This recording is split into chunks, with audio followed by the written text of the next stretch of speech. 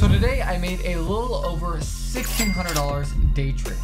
Let me break down exactly what that strategy is. I'm going to break down how I read the market, what patterns I'm looking for, how I enter into the market, and how I manage to trade once I'm in it. So after this video, you will be able to know my exact strategy and be able to know how to execute it yourself.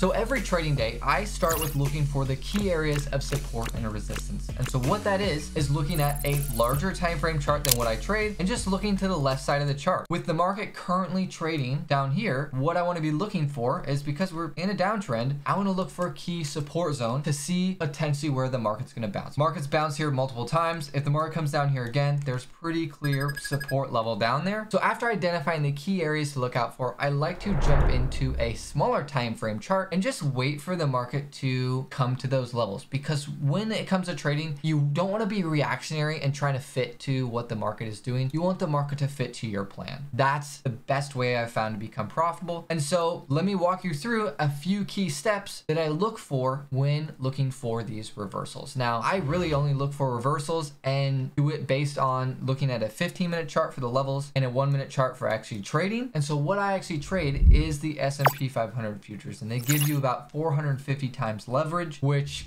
allows you to start with a really small account and get a lot of movement potentially. And then I just read the candlesticks, and you can really read any market you want. And so if you want to trade on a different time frame, different market, you really can. So the first thing is getting to this support level. The second is making sure that the downtrend into this level is broken and it's lost steam. And so if you just kind of look at this in general, you can see that the market's kind of trending down here, trending down, and then all of a sudden it's just kind of starting to go sideways. And so that's pretty clear that it's starting to lose steam. Now, the trend could start to continue lower and break this support level, or it could just kind of go sideways, or it could, start going up. And so we want to try and identify when it's going to start going up, and so we can jump in and capture that move. And so the key things that I've found that really help identifying that is, well, one, what we have in this trade is that the market is almost making what I like to call exhaustive moves. And so what that looks like is, you can see it's making attempts to push lower twice here, and they're starting to get rejected. And so it made an attempt to go lower here and it got rejected. And then, the market kind of just chopped around. And so that just shows you indecision. And then the market again does this a second time, where it makes an attempt to keep going lower, and it's attempting to push that downtrend lower and start the trend again. And so once I see this exhaustive move, I want to see the market lose that momentum, because if it loses that momentum, it's likely to shift higher. And I like to think about my strategy as it's a domino effect. And so if I see a smaller downtrend like this, it start to go sideways. Well, if that shifts, if we think about it, there's the larger version of that as well, where there's a little downtrend here, sideways.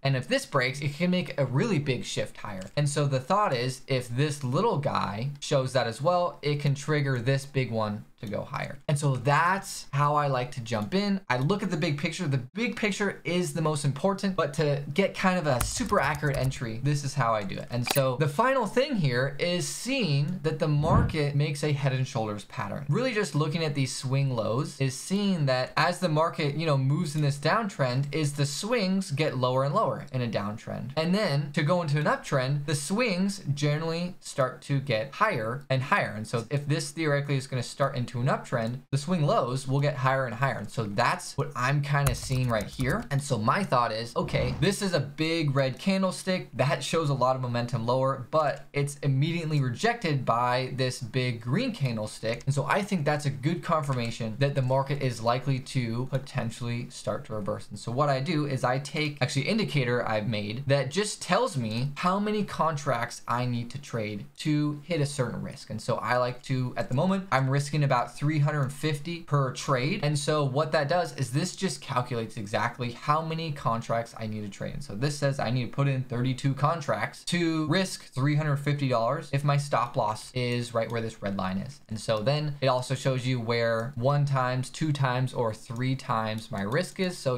up here, 3 times 350, so that's about $1,050 in profit if I'm right and the market goes all the way up here. And so there I jumped into the trade. I actually filled 28 contracts because I didn't get as good of a price I wanted. And that's totally okay. What I've done in the past is I've tried to, get a better price with a limit order because, you think, well, if I get down here, up here is like 5 times my risk reward or 6 times, or it doesn't have to move as far to hit 3 times. And that's totally true, but you don't know what the market's going to do after your signal shows up. It could just skyrocket right away. And so what I found the best thing to do is just get in once you see the signal. You can't always get the best price, And so you have to just let things play out and go from there. Now, to just kind of show you how this trade went briefly is I like to actually manage my trade. And you can see I'm kind of moving my stop loss. I had it here. Now I moved it to break even because the market's kind of all over the place. And my thought is, okay, it's starting to show that momentum. And if it goes in my favor, great. But if it comes back down, the market's been really choppy overall. And so I kind of just want to get out of the trade at that point if it goes against me. But once, we kind of get going here, it works out really nicely in my favor. And so once I hit about 3 times my risk, I switched to a very tight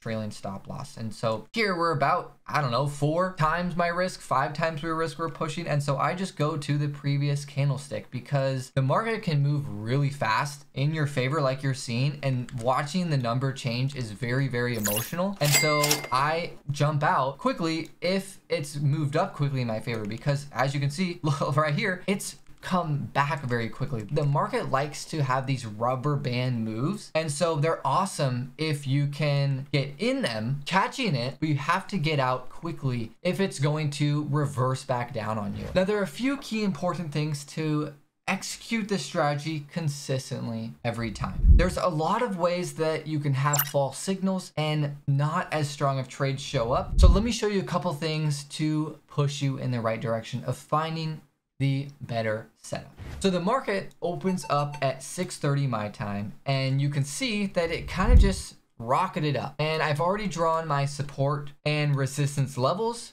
And so all I'm doing is, I'm waiting for the market to get to those levels. And so here the market shoots up pretty quickly, making that exhaustive move. And so with those exhaustive moves, another thing is it's likely that if that exhaustive move happens and this market goes in a sideways, it's likely to fail and give that move back up. And so how you identify those exhaustive moves again is just looking for these really massive bars. These 3 big candlesticks right here show that the market just moved really fast in one direction, kind of right at the open. And another thing that I've actually noticed, the market around 7 o'clock sometimes likes to reverse. So what I do every day is I kind of let the market do its thing for about 30 minutes, see if it's come to a level like this, it's made an exhaustive move, and then I go through my checklist. And my checklist is looking for that support level, making sure that uptrend is broken. And so right here, I have a pretty clear trend line, and the market's pretty clearly broken that at this point, kind of with these candlesticks. If you're unsure, it's not broken. It should be really, really obvious that it's broken. And then 3 in the checklist is actually waiting for the market to make that kind of head and shoulders pattern. And so what we have is here, just looking at the swings, this will be in the reverse because this is betting that the market's going to go down. This is shorting the market. Is if the market makes a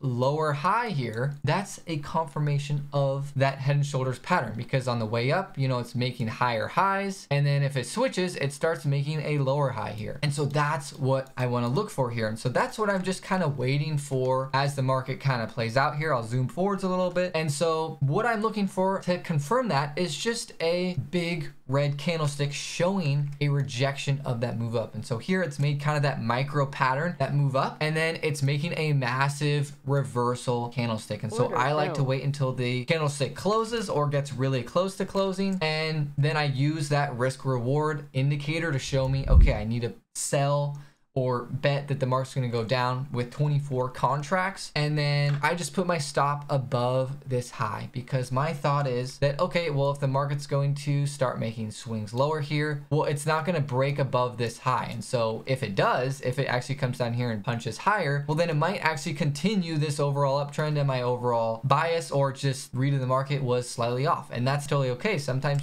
trades don't work out. And that's where the risk reward comes into play of risking, 1 or 3/5 50 here to make a potential of, you know, about $1,000 down here. And I manage my trades fluidly, so I can get a lot more than that, but on average, that's kind of what I go for. And so a big thing, what I have actually struggled with that really affects my trading, and it's taken me a while to get better at, and I'm still getting better at, is waiting for your idea in your trade to play out. And so what I do a lot of the time is I'll jump in a trade here and I'm focused on, okay, I'm up, you know, $300, $400, and I'm always nervous in a trade that it's going to come back and turn out to be a loser. And, you know, right now it's looking great, but because my stop loss is up here, well, the market could come back here and knock me out, and I end up losing money on the day. And so that's something that's always in my mind as I'm trading. And so my thought is, okay, I want to move to break even as soon as possible. And so what I've done in the past is move to break even too quickly, have the market chop me out, you know, hit my stop loss, and then I'm not in the trade anymore, and the market ends up going way lower, and I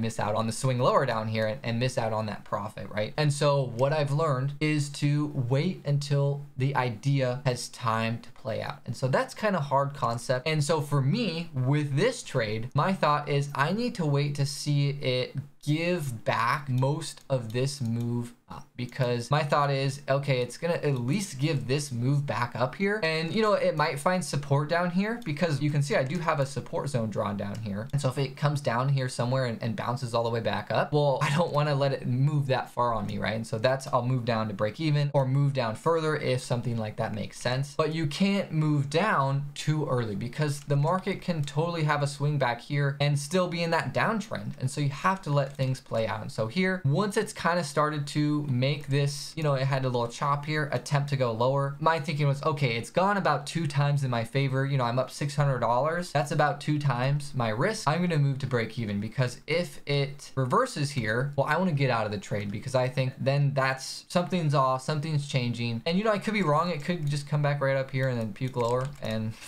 I'd pull my hair out. But to show you what happened is why that's important, because look, the market went all the way up to the highs here. It would have knocked me out at an actual loss, and the market ended up just going into kind of a sideways action here. And that's not what you want to be trading. You want to be trading clean moves in the market. You don't, when the market starts to just go into this garbage right here, just call it for the day, get out, and be done trading. Learning this strategy has really taken my trading to the next level. If you want to take a deeper dive into the nuts and bolts of this strategy and what I focus on, more examples, and how this strategy works, check out this video right here.